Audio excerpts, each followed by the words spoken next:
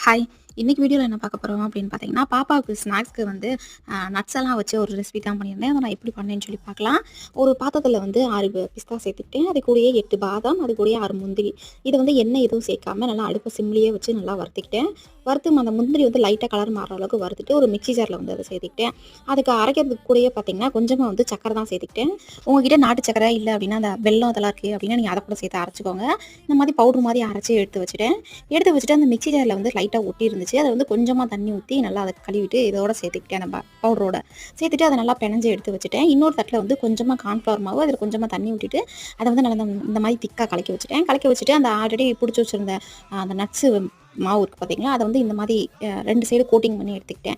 எடுத்து ஒரு தட்டுல ஒரு 2 நிமிஷம் வச்சுட்டு, பாத்திரத்துல வந்து கொஞ்சமா எண்ணெய் விட்டு இந்த ஆல்ரெடி உருட்டி வச்சிருக்க அந்த பா சாரி நட்ஸோட இதெல்லாம் வந்து அதிலேயே சேர்த்துக்கிட்டேன். நீங்க நெய் விட்டு கூட 2 சைடும் நல்லா வறுத்துட்டு இந்த மாதிரி எடுத்தீங்க அப்படின்னா செம்ம டேஸ்ட்டா இருக்கும்.